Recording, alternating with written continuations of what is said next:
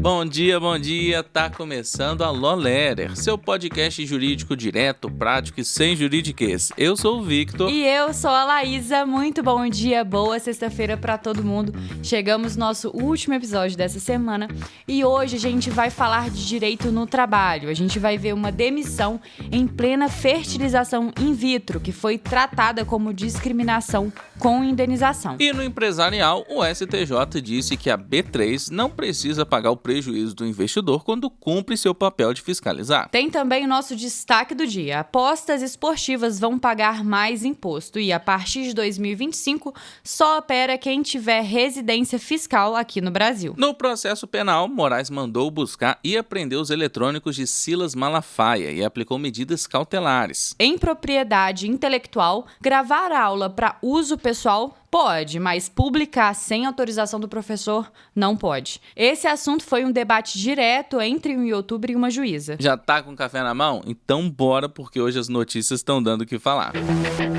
Para a primeira notícia, começamos com o direito do trabalho. Caso forte no TRT4, hein? Uma trabalhadora foi demitida na fase final da fertilização in vitro e ganhou a indenização de R$26 mil por danos morais. E o tribunal, ele entendeu que a dispensa mostrou menosprezo e descaso no ambiente de trabalho. Depois que ela avisou os gestores, passou a ser ignorada, sem cumprimentos e com as entregas minimizadas. A demissão saiu justo quando já havia data marcada para a transferência do embrião. A empresa falou em corte de custos, mas prevaleceu que houve ofensa aos direitos de personalidade, com perspectiva de gênero, leitura prevista no protocolo do CNJ. A condenação foi mantida pela maioria dos desembargadores. Agora uma tradução rápida para você que está escutando a gente sobre o que é uma perspectiva de gênero para a justiça do trabalho. É olhar o caso levando em conta as desigualdades estruturais e também estereótipos que impactam ali a situação concreta. Isso tudo para reduzir vieses e garantir mais equidade. Na prática, o recado é claro: demitir em momento sensível e com sinais de discriminação não passe ileso, gera reparação. Aí surge pra gente uma pergunta. Direito do trabalho enxerga situações de discriminação de gênero e saúde reprodutiva?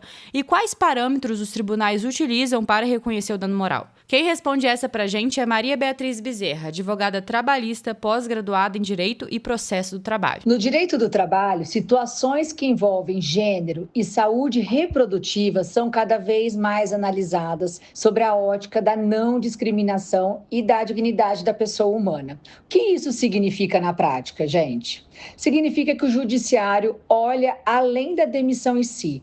Ele avalia o contexto em que ocorreu, a forma como a trabalhadora foi tratada e se houve violação de direitos da personalidade dela.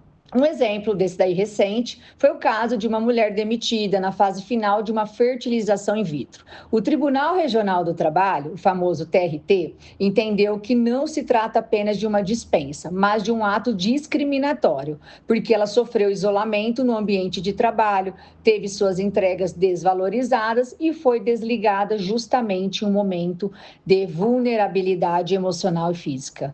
O tribunal, então, fixou indenização por danos morais. E quais são os parâmetros usados pelos tribunais, afinal? Primeiro, análise do comportamento do empregador.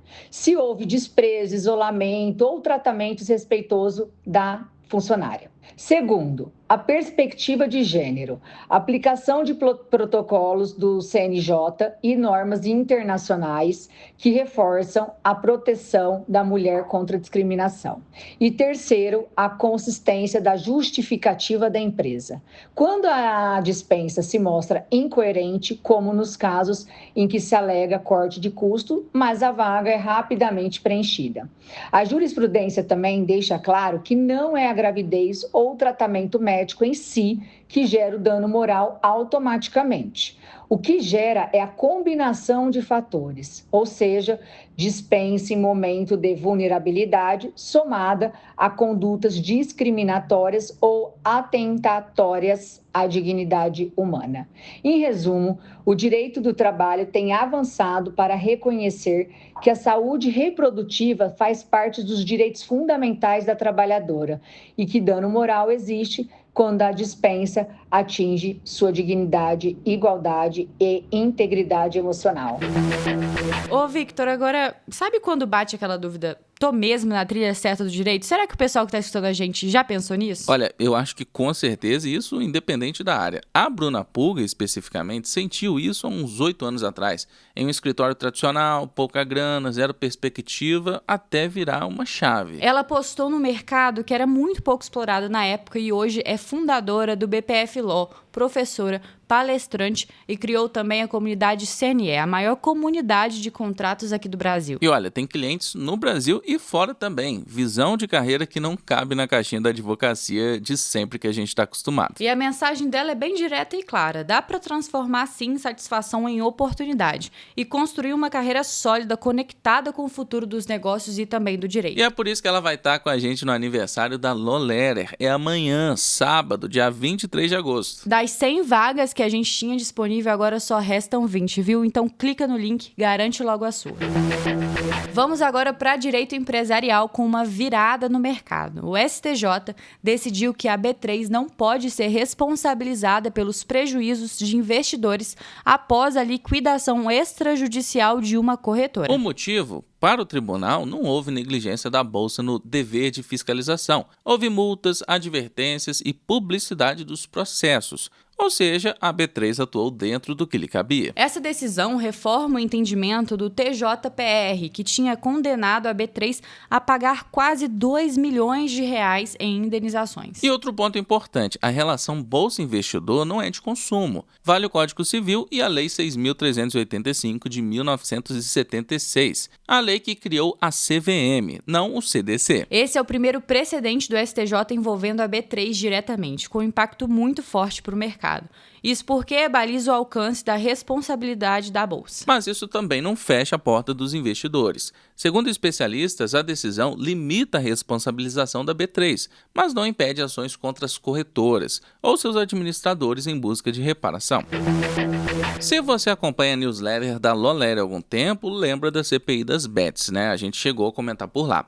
O relatório da senadora Soraya Tronic pedindo indiciamento de 16 nomes. Pois é, estamos de volta nesse tabuleiro. E teve mudança na reforma tributária. O GGR, aquele modelo de arrecadação que já existia, sai de 12% e pode chegar a 27%. Agora o jogo fica mais pesado para quem opera aqui no Brasil. E tem mais casa no caminho. Entra o imposto seletivo e a partir de 2025 só opera quem tiver residência fiscal no Brasil. Menos espaço para quem fazia tudo de fora, né? Exatamente. A expectativa oficial é bater mais de 4 bilhões de reais de arrecadação no ano que vem. Potencial para reforçar a saúde, educação e também segurança, se essa grana for bem direcionada. Agora a pergunta de $1 milhão. As operadoras vão aceitar essa conta ou tentar seguir a margem? Por aqui não é só aposta, é arrecadação pública e justiça fiscal na mesa. E fica aqui o nosso agradecimento e crédito à Lara Vitória Mendes pelo mapeamento claro. A gente acompanha os próximos lances e, se tiver virada, a gente te conta.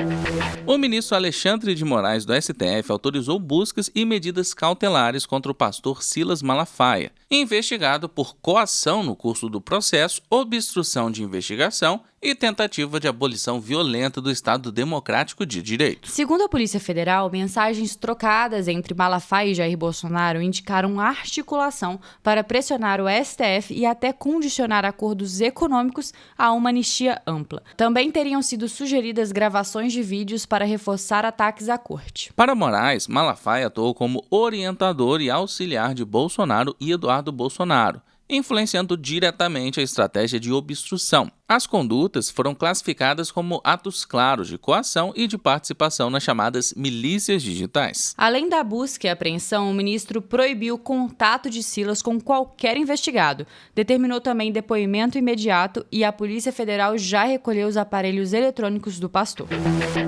Vamos para a nossa última notícia do dia para fechar essa sexta-feira. O influenciador Wilker Leão divulgou um vídeo em que contesta a juíza responsável por sua condenação a 2 anos e 3 meses. A audiência girou em torno das gravações que ele fez durante aulas de História da África na UNB.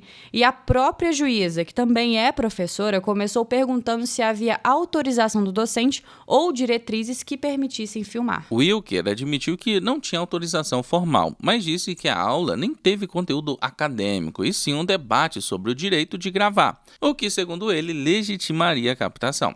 Ele relata que um professor pediu para parar e a resposta dele foi: com base em qual legislação? Daí, a juíza citou a LDB e afirmou que o professor pode impedir gravações. Ele retrucou: qual artigo diz que é proibido? No vídeo, a fala dela ficou truncada. Ela diz algo tipo: artigo, liberdade de cátedra, até encerrar. Eu não estou aqui para discutir com o senhor. Só esclarecendo para o senhor. Qual seria o artigo que diz que é proibido? Liberdade de cátedra. Liberdade de cátedra é completamente distinta de uma proibição de uma gravação de imagem. Com o senhor. Sim, mas é porque a senhora menciona uma disposição legal que não tem a ver com isso. Entra o complemento jurídico prático aqui nessa situação. Pela Lei 9.610 de 98, direitos autorais, aulas são criações intelectuais. O artigo 46, inciso 4, permite anotar para uso pessoal, mas veda publicar sem autorização expressa do professor. Em universidades públicas, vale o regime jurídico administrativo. O docente segue regras do serviço público e o interesse coletivo orienta a atividade. E tem a liberdade de cátedra. A Constituição, artigo 206, inciso 2 e 3,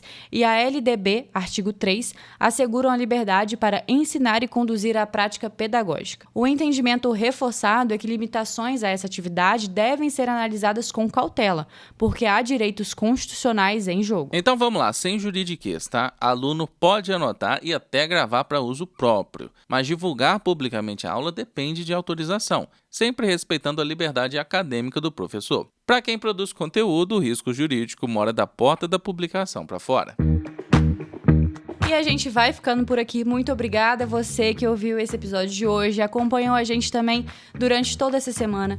Mas semana que vem, próxima segunda-feira, a gente vai estar juntinho de novo, às 6 da manhã, com as últimas notícias do direito pra você. E antes da gente sextar, eu vou agradecer a todo mundo que comentou na edição passada. Quero agradecer a Lissa Ribeiro, Gene, Ciborgue, Bela, Renato Martoni, Giovana Foltran, Suelen Rodrigues, Rafa Siqueira, Pedro Medeiros, Júlia Emerick, Evert Souza, Delci Catarini, Débora, Felipe Calou e Débora Oliveira. Inclusive, a gente não se esqueceu das perguntas que vocês estão mandando aí. Quem sabe a gente pode ter uma novidade no ar chegando. E já sabe, né? Segue a gente no seu tocador de podcast favorito, ativa o sininho para não perder nenhum episódio e avalie a gente com 5 estrelas, porque ajuda bastante. Compartilha o episódio no Instagram, marca a gente no @lo.leria, que a gente está acompanhando tudo por lá também. Se cuida, bons estudos e bom trabalho por aí. Até a próxima!